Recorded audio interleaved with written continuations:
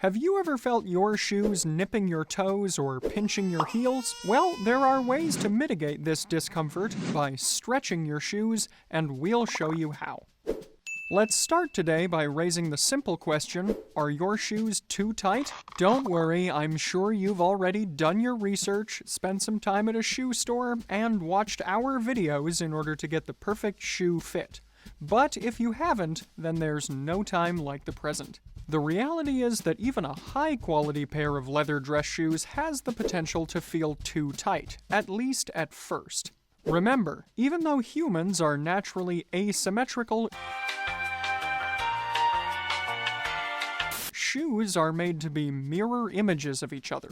Unless you go bespoke, that is. This means that most of the time, one foot is probably going to feel fairly comfortable, and the other will be a bit more constricted. So it's completely normal to feel like this, unless you've bought a pair of shoes that's dramatically too small for you, in which case the discomfort will be much greater. That being said, it can still be an uncomfortable feeling to have your shoes pinching you in certain spots, so we've got 8 tips today on how to successfully stretch your shoes. We've included both simple home remedies and some more advanced stretching techniques. Before we jump into our list though, we've got a quick disclaimer. Bear in mind that you should be stretching shoes with caution. In addition to the 8 techniques we've rounded up today, we're also aware of other methods floating around the internet that involve things like water, steam, rubbing alcohol solutions, and even freezing your shoes.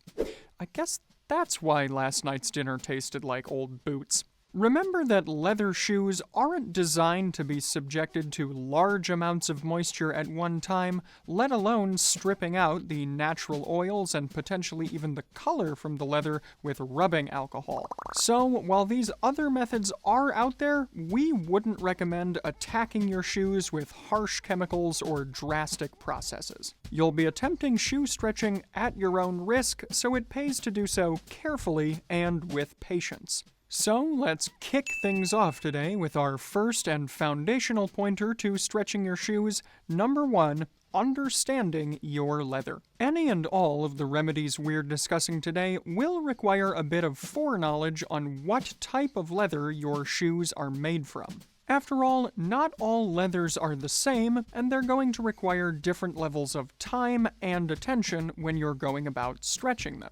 Differences in leather is something we've discussed on the channel before, and in particular, our video on the differences between chrome-tanned and vegetable-tanned leather is a great place to start. And while we're on the topic of shoe materials, it's an unfortunate fact that man-made and synthetic faux leathers aren't going to stretch much, if at all. This is usually due, at least in part, to the static coating applied to the materials during manufacture. So, if faux leather or other synthetic shoes don't feel comfortable when you first put them on, chances are they aren't ever going to, even with the remedies that we've got prepared for today. So, you're better off skipping these methods for synthetics unless you're willing to risk a rip or tear, but luckily most high-quality shoes are made from genuine leather, so our techniques are still going to come in handy. This brings us to our next tip, number 2, use a quality conditioner. Another of the most essential things to consider when embarking on any leather stretching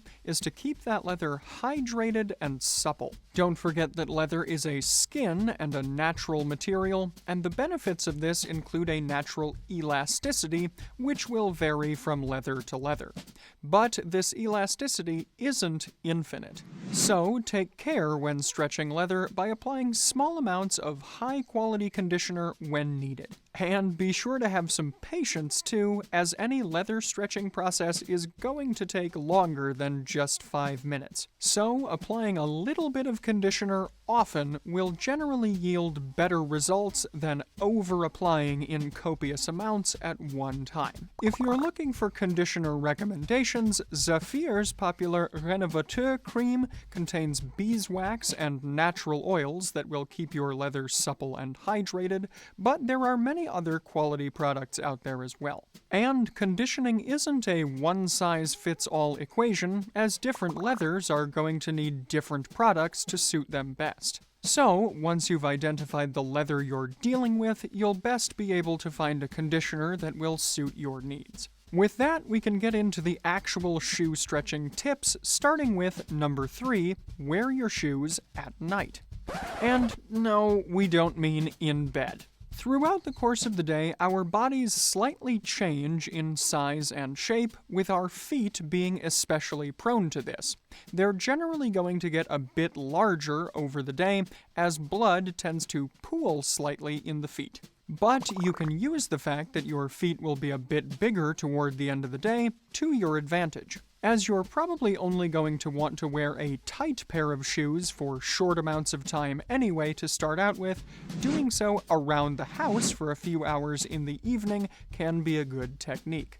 This will also be a more gentle process for both you and your shoes, and you should start to see some results in a week or two. You could think of this as a bit of mindful wardrobe maintenance, and perhaps even wear that too tight pair of shoes while you're polishing all of your other shoes.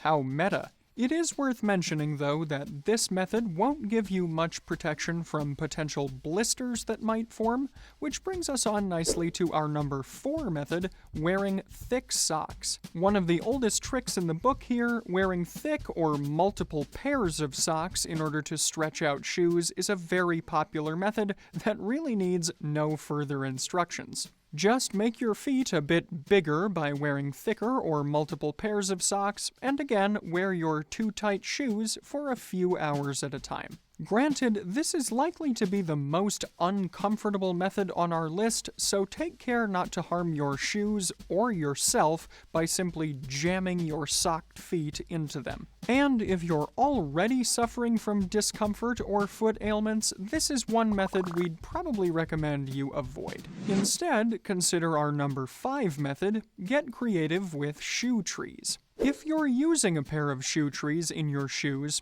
and you should be, then you can take a tip from bespoke shoemakers by adding a bit of material onto your shoe trees to help stretch out your shoes. As the feet of a bespoke shoemaker's clients tend to change a bit over time, they'll simply augment their customized wooden shoe lasts by adding pieces of leather or other material rather than making a new last for every new pair of shoes.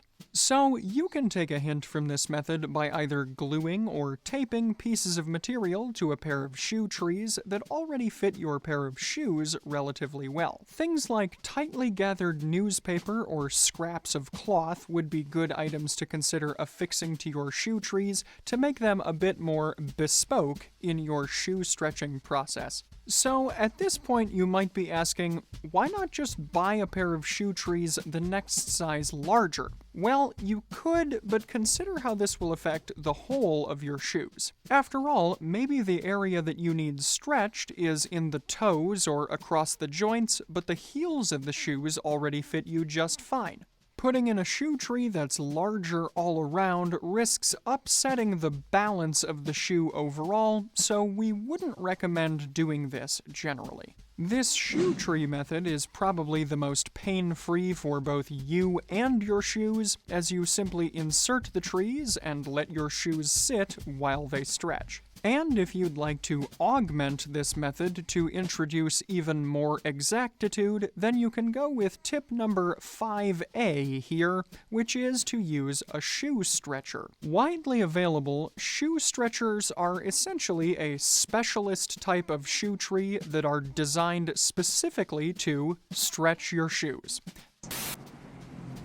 I know, who'd have thought it? Shoe stretchers are designed to be flexible to accommodate your stretching needs, and can even come with small attachments to alleviate specific ailments like corns or bunions. The downside of shoe stretchers, though, is that they're typically fairly commercial, meaning they're applicable to many people, but might not necessarily be directly applicable to you. For example, if you do suffer from corns or bunions, but not in the location where the shoe stretcher can accommodate for corns or bunions, then it's not really going to help you very much. So this shoe stretching solution is one that will work for some, but probably not for everyone. Moving on, we come to our number 6 tip: apply heat. Another common solution to shoe stretching is the application of heat. No, not like that. Not like that. No, not like that! It should go without saying, you need to be careful here. There are lots of videos and textual guides online about how to do this, but we suggest that you err on the side of caution. Heat will soften the leather and give it some additional pliability, but it's not going to be able to turn it to easily malleable putty. You may have seen professionals use things like a heat gun or even a heated teaspoon to shape and manipulate leather, but these have the potential to damage the shoes or for you to hurt yourself.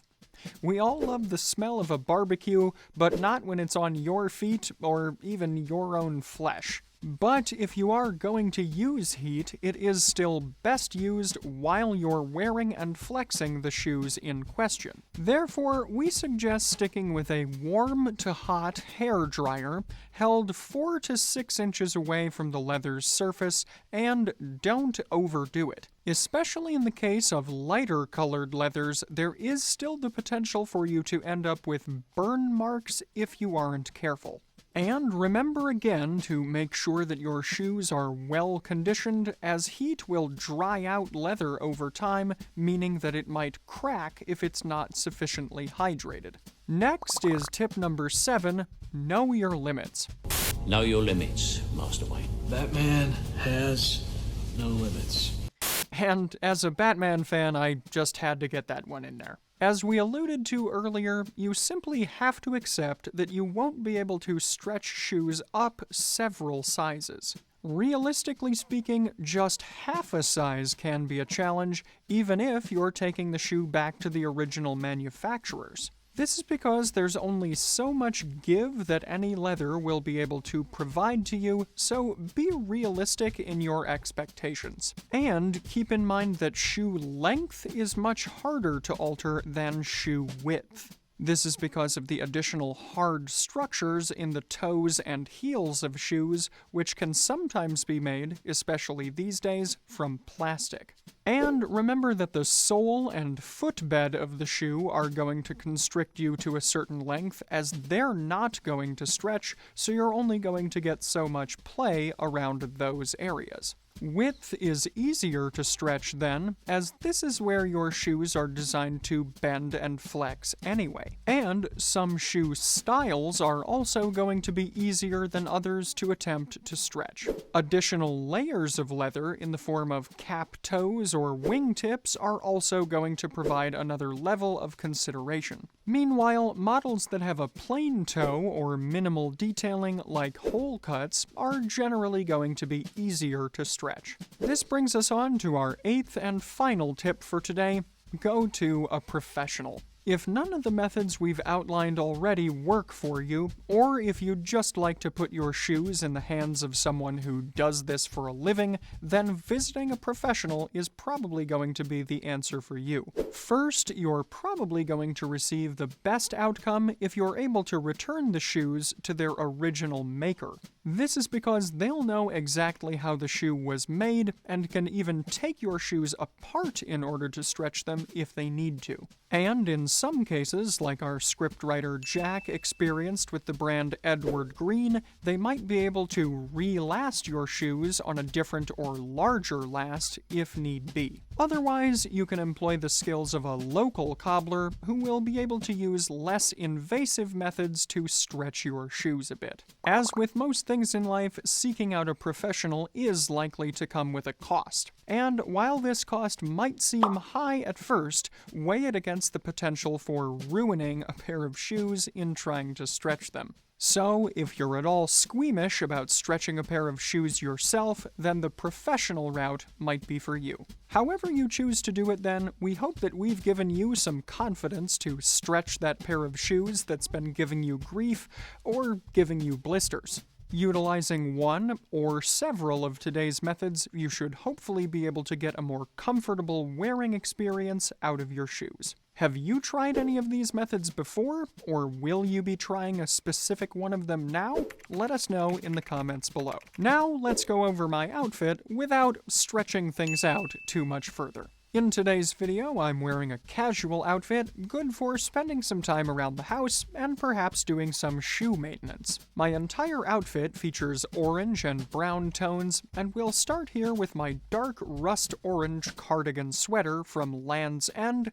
which also features contrasting buttons. I'm wearing it over a shirt in terracotta with a Glen check pattern on a white ground from Proper Cloth. The shirt features French cuffs, but I've got them configured in a barrel style today with simple black cufflinks to fit more easily under the sweater sleeves. My trousers are plain brown with a reddish undertone, and my shoes are medium brown brogued derbies with wingtips and no medallion on the toes. As you've no doubt noticed by now, I've also been letting my beard grow for a while. This seemed appropriate for the casual nature of today's outfit.